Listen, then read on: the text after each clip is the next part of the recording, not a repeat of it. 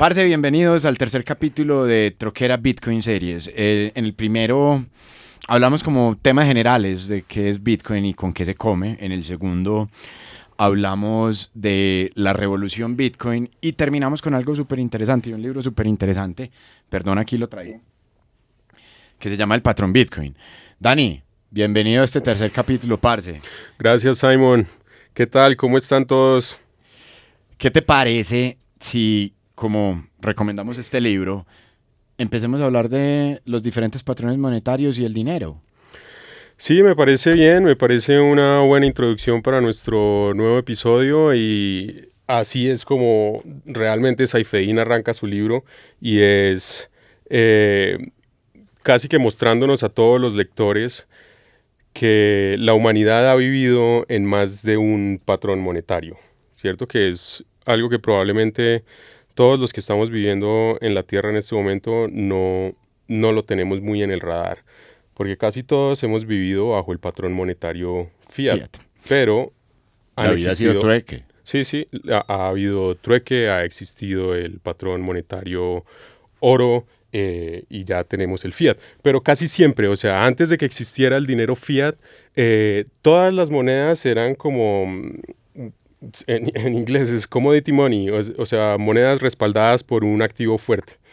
Eh, en, en, en los momentos primitivos estábamos hablando de que el activo fuerte podrían ser unas piedras, ¿cierto? O unas conchas. Eh, en Hay unas el, que son unas cuentas de vidrio también, dentro de todos esos patrones monetarios antiguos. Y la sí, sal, la sal también. el ganado. Entonces, digamos que las expresiones monetarias a lo largo de la historia de la humanidad siempre se han caracterizado por estar respaldadas por un activo. Ujú. Pero básicamente entonces toda la historia del dinero y toda la historia de la actividad económica parte de algo que es básico, que es el trueque, ¿cierto? Y aquí voy a hacer una cuña súper importante, pues porque yo quiero explicar por qué nosotros nos llamamos troquera. Claro, Eh, Troquera porque es troquera. Troquera es porque nosotros, la palabra troc viene del esperanto y eso es trueque. Entonces nosotros lo que estamos buscando con todo este ecosistema de tecnología financiera para hacer de Bitcoin la moneda de uso diario es poder hacer una nueva era del intercambio. Síganos en nuestras redes sociales, en Instagram @troquera_al piso exchange y en Twitter @troqueraex. Dani, retomando los patrones monetarios y el tema del trueque, entonces entendamos, parce, qué es el dinero, cuáles son las funciones, para qué existe esa vaina. ¿Realmente qué es eso? Porque yo creo que si nosotros no entendemos qué es el dinero y si nos metemos, weón, a nuestro pensamiento y a nuestro ser que el dinero es parte fundamental de nuestra vida y dejamos de tenerle miedo al dinero y dejamos de tenerle miedo a hablar del dinero, que ha sido una conversación que vos y yo hemos tenido demasiado. El dinero es demasiado importante en nuestras vidas. sí, el dinero termina siendo un lenguaje, el dinero termina siendo una forma de comunicación.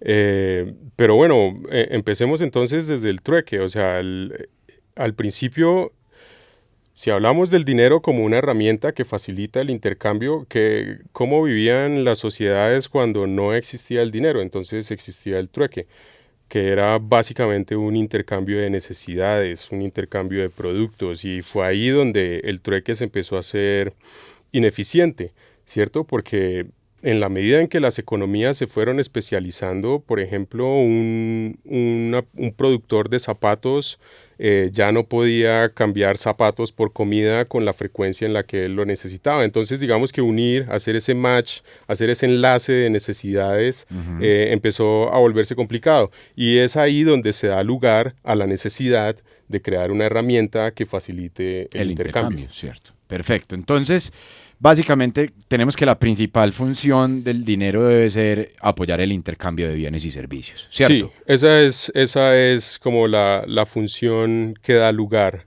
al dinero. Es facilitar el intercambio, sobre todo en economías especializadas. De hecho, la aparición del dinero fue la que posibilitó también la distribución del trabajo, ¿cierto? Cuando ya estamos hablando de cadenas de producción, pues hay muchas personas, muchos profesionales que trabajan en una cadena de producción y que no necesariamente tienen un producto para intercambiar por otro, Sí. ¿cierto? Sino que están metidos dentro de una cadena. Entonces, en ese orden de ideas, el que tendría el producto para intercambiarlo es el dueño de la empresa. Sí. El dinero lo que facilitó fue tener procesos mucho más especializados donde tienes varios roles y que a quienes les puedes pagar por su tiempo. O sea que básicamente el dinero pues como una moneda transaccional, lo que permitió fue especializaciones de las economías y también permitió las diferentes revoluciones. Y eso ahí nos apoyamos bastante con el tema de lo que hablamos en el episodio anterior, de la revolución que trae Bitcoin, ¿cierto? Entonces, función principal del dinero es facilitar el intercambio. ¿Qué otra función le ves al dinero o tiene el dinero? El dinero tiene otras dos funciones en las economías. Otra es, aparte de ser instrumento de cambio, es ser reserva de valor, o sea que pueda conservar el valor en el tiempo, que no haya emisión de este mismo dinero en el periodo en el que uno lo posee, ¿cierto? Eso es lo más importante. Pero eso lo vamos a ver ahora un poco más adelante cuando toquemos el tema de qué hace fuerte a un activo o qué hace fuerte a una moneda. Eso es tema de otro capítulo, pero bacano que lo menciones desde ahora. Y me río porque es que yo creo que eso es algo que en este momento estamos padeciendo todos. Sí, en este momento una de las disfuncionalidades más grandes del dinero fiat o de la expresión monetaria fiat, que es en la que estamos viviendo actualmente, es que no es capaz o no tiene la capacidad de conservar el valor en el tiempo. ¿Y lo otro qué sería? Lo otro es que los actores de la economía puedan denominar sus productos en esa moneda. O sea, que sea una medida, ¿cierto? Sí, que sea una medida para los actores de la economía. O sea, unidad de cuenta. Una unidad de cuenta. Entonces el dinero finalmente a nosotros nos sirve para medir el tiempo, para medir la energía y para medir la especialización de las cosas, ¿cierto? Sí, podemos decir que sí. O sea, digamos que el dinero al final es una herramienta para medir. Básicamente es una herramienta para medir. Dani, y me voy a apoyar demasiado pues en lo que hemos leído en el tema del patrón Bitcoin y lo que habla Saif Eddin, y él habla de un concepto fundamental, y es un concepto que puede sonar rarísimo porque eso es la primera vez que uno tiene como contacto con este concepto de la vendibilidad. Eso suena más raro que ni de puta. Explícanos, parce, y a ver si somos capaces de poner eso en un lenguaje bien simple. ¿Qué es esa función de vendibilidad del dinero? En realidad digamos que es la característica más importante del dinero, y la vendibilidad hace referencia a la capacidad de esa expresión monetaria o de ese activo de ser vendible en el espacio y en el tiempo. Cuando un activo es vendible en el espacio, o cuando el dinero es vendible en el espacio, quiere decir que lo puedes llevar contigo a todas partes. Sí. Entonces, si hablamos del patrón monetario oro, o cuando las civilizaciones tenían monedas de oro, pues llevar grandes cargas de oro de un lugar a otro era muy difícil. Entonces ahí se hizo evidente que la vendibilidad en el espacio del oro no es la mejor. Y eso fue lo que llevó a que se empezara a crear el papel moneda respaldado en oro, porque el papel es mucho más vendible en el espacio que el mineral. Claro. Cuando hablamos de la vendibilidad en el tiempo, es la propiedad que tiene el dinero, o la propiedad que tiene el activo del que estemos hablando, de conservar el valor en el tiempo. O sea que las monedas fiat en este momento, que son probablemente la expresión monetaria más vendible en el espacio a la que ha estado expuesta la humanidad antes de Bitcoin, carece de vendibilidad en el tiempo, precisamente por una de sus funcionalidades, que es la inflación.